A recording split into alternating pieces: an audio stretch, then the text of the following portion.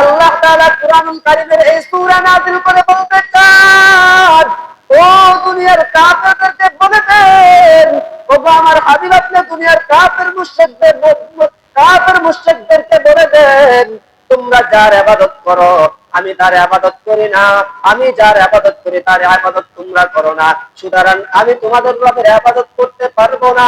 ভবিষ্যতে কোনোদিন এই প্রস্তাব দিবে না, কোনোদিন আমি তোমাদের রবের ইবাদত করতে পারবো না।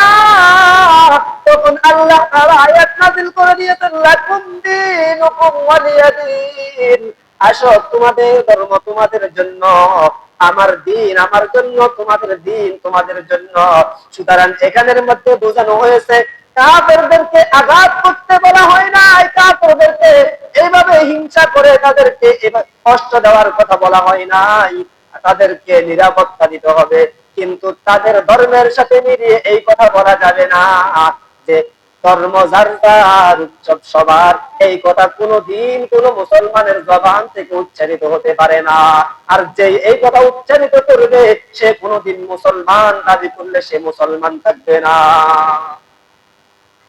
তারা আবার সংসদের মধ্যে পর্যন্ত এই কথা বলে দেয়, কুরআনুল কারীমের মধ্যে বলছেন, লাকুম দীনুকুম ওয়ালিয়া দীন, ও বান্দা তুমি কি জানো লাকুম দীনুকুম ওয়ালিয়া দীনের অর্থ কি তুমি কি জানো? এটা কেন বলেছে তুমি কি জানো? এটার মানে এটা বুঝাই না যে মুসলমান তোমরাও দুর্গা পূজায় চলে যাও। আবার কাফেরদেরকেও জোর করে মুসলমান বানাইতে বলা হয় নাই, অর্থাৎ বলা হয়েছে তোমাদের ধর্ম তোমাদের জন্য, আমার ধর্ম আমার জন্য। অর্থাৎ ধর্ম যার যার, উৎসব তার, ধর্ম যার যার, উৎসব সবার না। এই জন্য আজকে আমাদের মুসলমানের সন্তানেরা যখন হিন্দুদের দুর্গা পূজা চলে আসে, তখন ওখানের মধ্যে আমাদের মুসলমানের সন্তানদেরকে পাওয়া যায় কি যায় না? আজ আমরা দেখতো ওলামায়ে কেরাম দেখতো আমাদের মুসলমানদের যুবকদেরকে বুঝাইতে পারে না, মুসলমানের বৃদ্ধদেরকে বুঝাইতে পারে নাই, মুসলমানদের মা বোনদেরকে বুঝাইতে পারে নাই। তারা যখন হিন্দুদের দুর্গা পূজা চলে আসে, আমাদের মুসলমানের সন্তানরা ওখানে গিয়ে ভিড় জমায়। বলেন তো দেখি, আজকেই তো মুসলমানের একটা উৎসবের দিন, জুমার দিন, আজকে মসজিদের মধ্যে কয়জন হিন্দু আসছিল? যদি ধর্ম ধর্মার উৎসব সবার হতো, আমাদের কুরবানের ঈদে তারা কারা কারা আসে, কয়জন আসে, কয়জন হিন্দু আসে? আমাদের ঈদগাহের ময়দানে কয়জন হিন্দুকে নামাজের মধ্যে পাওয়া যায়? আমাদের ওয়াজ মাহফিলের মধ্যে কয়জন হিন্দুকে পাওয়া যায়? আজকে মুসলমান এমন নির্লজ্জ হয়ে গিয়েছে, এমন বেহায়া হয়ে গিয়েছে, ওই হিন্দুদের মন্দিরে গিয়ে তারা হিন্দুদের মন্দিরকে পবিত্র মন্দির বলে ঘোষণা দিয়ে দেয়। এই জন্য আল্লাহ তাআলা কুরআনুল কারীমের মধ্যে বলেন, বান্দা, ওয়া মান ইয়াবতাগি গায়রাল ইসলামি দীনান ফালান ইউকবালা মিন ওয়া হুয়া ফিল আখিরাতি মিনাল খাসিরিন। কিয়ামতের ময়দানে ইসলাম ধর্ম ব্যতীত কোন ধর্মকে গ্রহণযোগ্য করা হবে না, কবুল করা হবে না। অন্য যে সমস্ত ধর্ম আছে, খ্রিস্টান আছে, হিন্দু আছে, বৌদ্ধ আছে, খ্রিস্টান আছে, নাসারা আছে, অন্য যে সমস্ত ধর্মগুলো আছে, সকলেই কাল কিয়ামতের ময়দানে ক্ষতিগ্রস্তের মধ্যে থাকবে। অর্থাৎ সকলকে কাল কিয়ামতের ময়দানে জাহান্নামে নিক্ষেপ করা হবে। দুনিয়ার মানুষেরা শুনো শুনো শুনো, পৃথিবীর জমিনে একমাত্র ইসলাম ছাড়া কোন ধর্মই সঠিক নয়। ومن يبتغي غير الإسلام دينا فلن يقبل منه, ইসলাম ধর্ম ছাড়া কোন ধর্ম আল্লাহর কাছে গ্রহণযোগ্য হবে না। কিয়ামতের ময়দানে ইসলাম ধর্মকে প্রাধান্য দেওয়া হবে। যারা ইসলামের বাইরে ধর্ম পালন করেছে তাদের ধর্মগুলোকে কিয়ামতের ময়দানে গ্রহণযোগ্য মনে করা হবে না। ফালাই ইউকাবালা মিনহু ওয়া হুয়া ফিল আখিরাতি মিনাল খাসিরিন। এবং সমস্ত ধর্ম যারা পালন করেছে, একমাত্র ইসলাম ধর্ম ছাড়া যারা অন্য ধর্ম পালন করেছে, কিয়ামতের ময়দানে ওই সমস্ত ধর্মগুলো ক্ষতিগ্রস্তের মধ্যে পড়ে যাবে। অর্থাৎ ওই সমস্ত ধর্মের যারা আছে সমস্ত মানুষদেরকে জাহান্নামে দেওয়া হবে।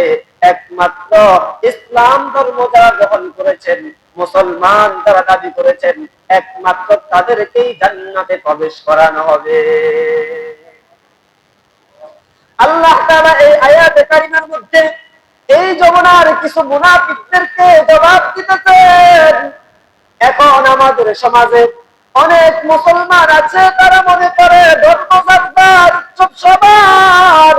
আল্লাহ বলে না না বান্দা, ধর্ম সবার উৎসব সবার নয়, ধর্ম যার উৎসব সবার হবে।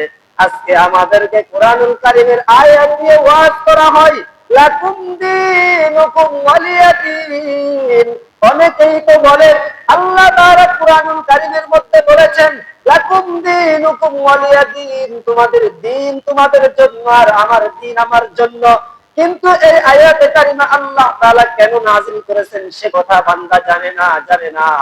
আল্লাহ তাআলার রাসূল মক্কা নগরীতে যখন আসলেন, সমস্ত মানুষদেরকে কালিমার দাওয়াত দিতেছেন, বলতেছেন তোমরা বলো লা ইলাহা ইল্লাল্লাহ, লা ইলাহা ইল্লাল্লাহ, লা ইলাহা ইল্লাল্লাহু মুহাম্মাদুর রাসূলুল্লাহ।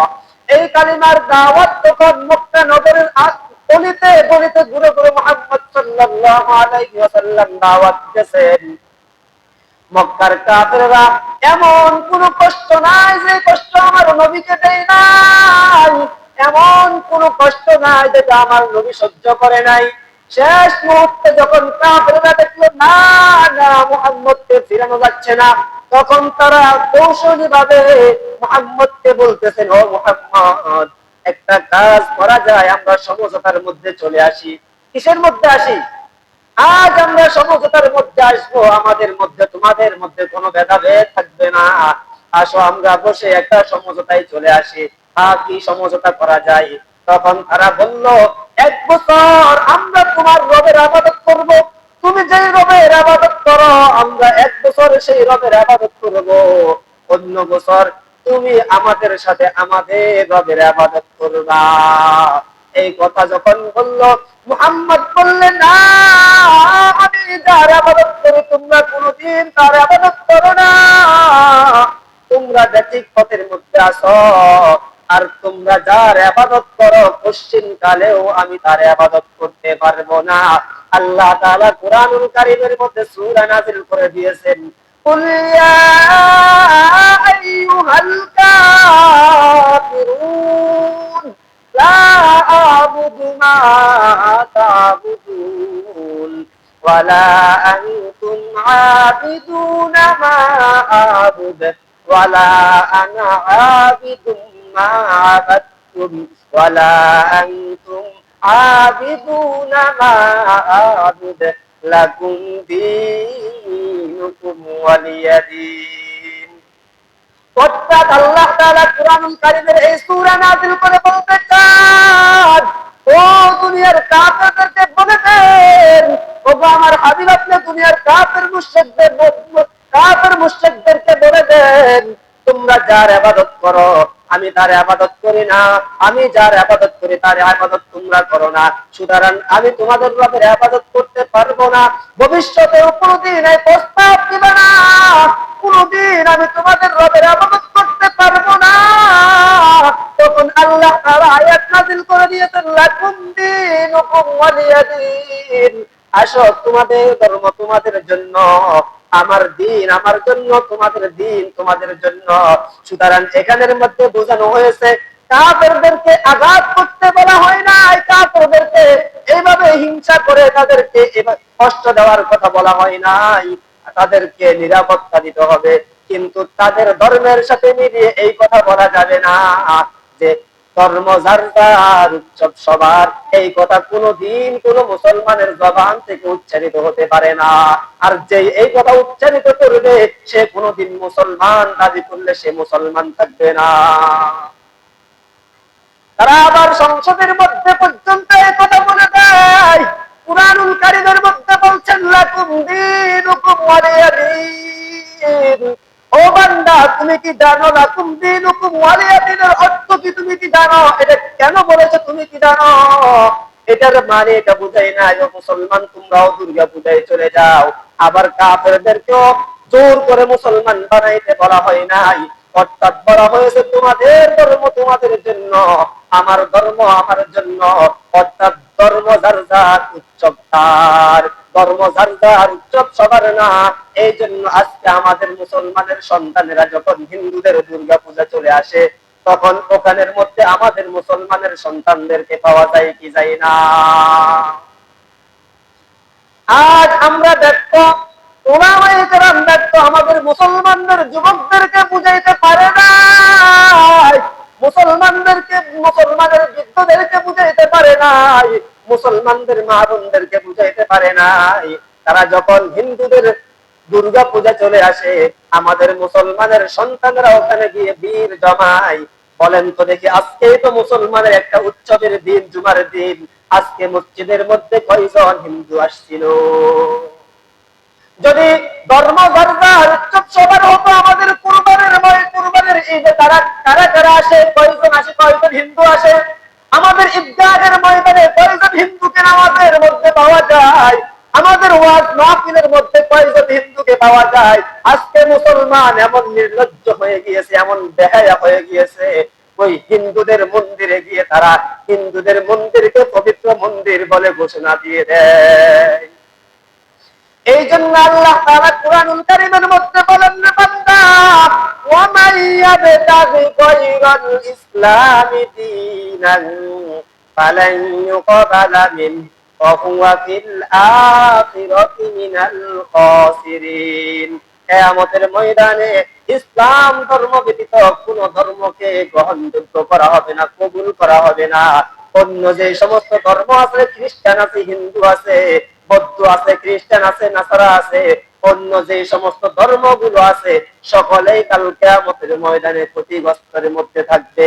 অর্থাৎ সকলকে কাল কিয়ামতের ময়দানে জাহান্নামে নিক্ষেপ করা হবে। একমাত্র মুমিন যারা, মুসলমান যারা, তাদের জন্য আল্লাহ তাআলার জান্নাতকে বাজেট করে রেখেছে। আজ যে সমস্ত মানুষগুলো মন্দিরে গিয়ে বলে ধর্ম যার যার, উৎসব সবার, আমার মনে হয় ওই ব্যক্তির ঈমান না, ঈমান থাকতে পারে না। ওই ব্যক্তিকে যদি কাল কিয়ামতের ময়দানে কাফেরদের সাথে জাহান্নামে দিয়ে দেওয়া হয়, তখন ওই ব্যক্তির জবাবটা থাকবে কি? যদি বলা হয়, বান্দা তুমি তো বলেছো ধর্ম যার যার, উৎসব সবার, আজ তো যারা ইসলাম ধর্ম মানে নাই তারা জাহান্নামে চলে গিয়েছে, যাও তুমি তো উৎসব পালন করেছো, তোমাকেও আজকে তোমার জন্য জাহান্নাম ছাড়া কোনো উপায় নাই। ও বান্দা, মুসলমান হিসাবে তুমি জাহান্নামে যাওয়া ছাড়া তোমার কোনো উপায় থাকবে না। এই জন্য ধর্ম যার যার, উৎসব সবার নয়। কিন্তু আল্লাহ তাআলা একথাও বলে নাই, ও মুসলমান, তোমাদের দেশের মধ্যে যে সমস্ত হিন্দুরা আছে তাদেরকে জোর করে মুসলমান বানাও, এই কথাও বলে নাই। আবার একথাও বলে নাই তোমরাও তাদের ধর্মের মধ্যে চলে যাও। আল্লাহ বলেছেন, লাকুম দীনুকুম ওয়ালিয়া দীন।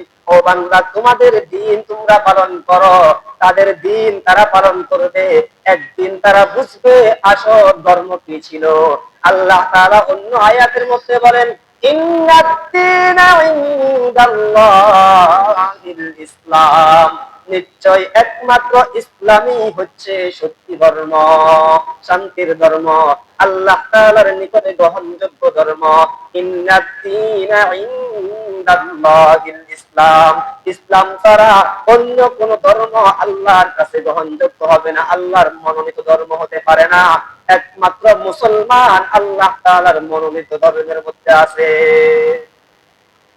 যদি ধর্ম যার যার, উৎসব সবার হতো, ওই ইব্রাহিম খলিল আর এবারে মূর্তিগুলো ভাঙতো না, তাদের সাথে তাদের বলতো যে ধর্ম যার যার, উৎসব সবার। ইব্রাহিম আলাইহিস সালামকে যখন ডাকছেন, তখন সঙ্গে সঙ্গে তিনি তাদের সাথে চলে যেতেন।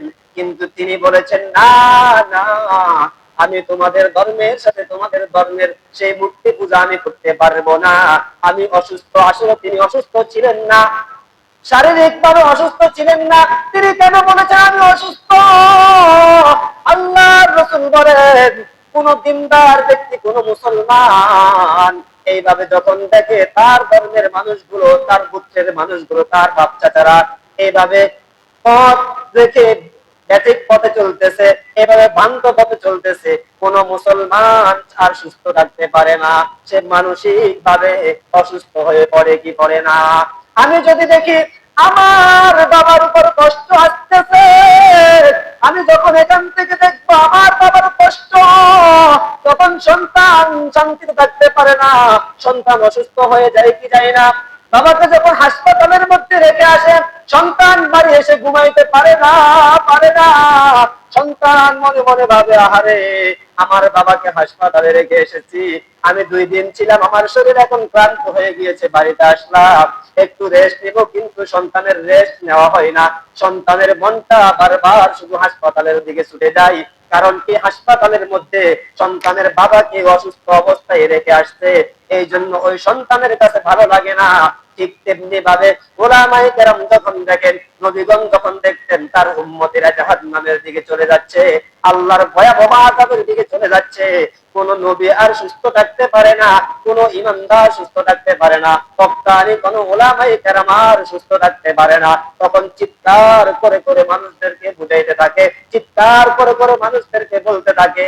কিন্তু বলতে গিয়ে ওই ওলামায়ে কেরাম যারা তাদের ভালো চাই, ওই মানুষগুলো শেষ পর্যন্ত ওলামায়ে কেরামের বিরুদ্ধে আচরণ করে। কারণ কি, তারা মনে করে ওলামায়ে কেরাম তাদের বিরুদ্ধে আচরণ করে।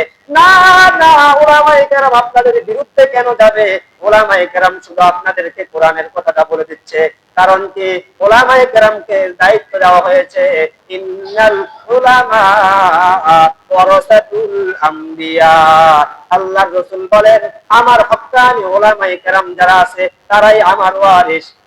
সুতরাং এগুলো বলার দায়িত্ব ছিল নবীগণের। নবীগণের দায়িত্ব ছিল মানুষদেরকে এইভাবে হারাম পথ থেকে বাঁচাবে, গুনাহের পথ থেকে বাঁচাবে। আজ নবীগণ নাই, আর কোনদিন নবী আসবে না। নবী ওলামায়ে কেরামদেরকে দায়িত্ব দিয়ে গিয়েছেন, ওই দায়িত্ববোধ থেকে আপনাদেরকে বলতে হয়। এতে যদি আপনাদের মনে কষ্টও যায়, এরপরেও বলতে হয়। নিজের দায়িত্ববোধ থেকে বলতে হয়, নিজের দায়িত্ব পালন করতে গিয়ে বলতে হয়। এতে যদি আপনি আমাকে শত্রু মনে করেন, করতে পারেন। এতে যদি আপনি আমাকে বন্ধু মনে করেন, তাও করতে পারেন। এতে যদি আপনি আমাকে হক বলতে পারেন, বলতে পারেন। এতে যদি আপনি আমাকে বাতিল বলেন, আমার কোনো আফসোস নাই। আমার আল্লাহ যদি আমার উপরে খুশি থাকে, রাজি থাকে, দুনিয়ার সমস্ত মানুষ যদি আমার বিরোধিতা করে, আমার এক চুল পরিমাণ ক্ষতি করতে পারবে না। এই জন্য কবি বলেন, सारा दुनिया हो मुखालिफ, कुछ नहीं नुकसान है, गम नहीं है, डर नहीं है, जब खुदा रहमान है। যখন আল্লাহ তাআলা আমার উপর রাজি হয়ে যায়, দুনিয়ার সমস্ত মানুষ যদি আমার পিছনে গিয়ে আমার বিরোধিতা করে, আমার এক চুল পরিমাণ ক্ষতি করতে পারবে না। এই জন্য দায়িত্ববোধ থেকে বলতে হয়, আমাদের সন্তানগুলোকে বাঁচাইতে হবে। আমাদের সন্তানগুলো জাহান্নামের দিকে চলে যাচ্ছে। একজন সন্তানকে আমাদের ময়দানে বাবার বিরুদ্ধে মামলা দায়ের করবে, মায়ের বিরুদ্ধে মামলা দায়ের করবে। আপনারা আজকে আমার বিরোধিতা করতে পারেন, কিন্তু কিয়ামতের ময়দানেও আপনারা, আজকে যদি আমি না বলি কথাগুলো, কিয়ামতের ময়দানে বলবেন, আমরা তো ইমাম সাহেব রেখেছি, টাকা দিয়েছি, কিন্তু ইমাম সাহেব তো আমাদেরকে হক কথা বলে নাই। যদি বলতো, তাহলে আমরা অবশ্যই অবশ্যই ফিরে থাকতাম। কিয়ামতের ময়দানে যেন আপনাদের আসামির কাঠগড়া থেকে বাঁচতে পারি, এই জন্য এই কথাগুলো বলা। এই জন্য আমাদেরকে বলতেই হবে, বলতেই হবে, কোরআনের কথা বলতেই হবে, হাদিসের কথা বলতেই হবে। এতে আমার কষ্ট লাগতে পারে, এতে ইমাম সাহেবের চাকরিও যেতে পারে, অনেক জায়গা থেকে ইমাম সাহেবের চাকরি চলে যায়, আমাদের কোনো আফসোস নাই। আল্লাহ তাআলা বলছেন, ওমা মিন দাব্বাতিন ফিল আরদি ইল্লা আলাল্লাহি রিজকুহা। ও বান্দা, দুনিয়ার কোন মানুষ তোমাকে রিজিক দিবে না, তোমার চাকরি তোমাকে রিজিক দিবে না, তোমার সম্পদ তোমাকে রিজিক দিবে না। তোমাকে রিজিক দিব একমাত্র আমি রব, তোমার জন্য রিজিকের বাজেট করে রেখেছি। সুতরাং আমার চাকরি থাকলেও আমি খাইতে পারবো, চাকরি না থাকলেও আমার হায়াত যতদিন আছে ততদিন আল্লাহ আমাকে না খাওয়াই রাখবেন না। এই জন্য কিছুদিন পরেই মনে হয় যেন আমাদের হিন্দু ভাইদের উৎসব পূজা আসবে, আমাদেরকে বেঁচে থাকতে হবে, আমরা নিজেরাও তাদেরকে কষ্ট দিব না, তাদের পূজা মণ্ডপে গিয়ে আমরা আঘাত করব না, তাদের জান মালের হেফাজত করার দায়িত্ব আমাদের। কিন্তু আমরা তাদের সুরে সুর মিলিয়ে তাদের সাথে গিয়ে এভাবে মসজিদে গিয়ে বলবো আল্লাহই সবচাইতে বড়, আবার মন্দিরে গিয়ে বলবো মূর্তিগুলো তো আমাদেরকে রিজিক দেয়, এরকম কথা বলা যাবে না। হ্যাঁ, আল্লাহর উপর বিশ্বাস রেখে একমাত্র ইসলাম ধর্মই সঠিক ধর্ম, একমাত্র আল্লাহ তাআলার নিকটে গ্রহণযোগ্য ধর্ম ইসলাম ধর্মই গ্রহণযোগ্য, অন্য কোন ধর্ম আল্লাহর দরবারে গ্রহণযোগ্য হবে না। কারণ কি? তারা আল্লাহর সাথে শিরক করে। সুতরাং আমি যদি শিরক করি, আল্লাহ তাআলা কুরআনুল কারীমের মধ্যে বলেন ইন্নাশ শিরকা লাযুলমুন আযীম, নিশ্চয়ই শিরকের গুনার চেয়ে বড় গুনাহ আর কোনটাই হতে পারে না। সুতরাং যে ব্যক্তি শিরক করলো তার জন্য জাহান্নাম ছাড়া কোনো উপায় নাই। শিরক করা যাবে না, কিন্তু তাদেরকে কষ্ট দেওয়া যাবে না। তাদের ধর্ম তারা পালন করবে, আমাদের উৎসব আমরা পালন করব। লাকুম দীনুকুম ওয়ালিয়া দিন, এই আয়াতের ব্যাখ্যাই হলো এটা। তাদের ধর্ম তারা পালন করবে, মুসলমানের ধর্ম মুসলমানরাই পালন করবে। মুসলমান তাদের ধর্মে গিয়ে তাদের পূজা মণ্ডপে গিয়ে পূজা করবে, এ কথা নয়। লাকুম দীনুকুম ওয়ালিয়া দিনের এই অর্থ নয় যে মুসলমান তাদের পূজা মণ্ডপে গিয়ে তাদের মন্দিরে গিয়ে মূর্তিগুলোকে সেজদা করবে, কথা বলছে আল্লাহ, এ কথা বলে নাই। তারা তাদের ধর্ম পালন করুক, কিন্তু সময় যখন আসবে কিয়ামতের দিন তাদের হিসাব কোনখানে কোনখানে তারা বুঝে নেবে।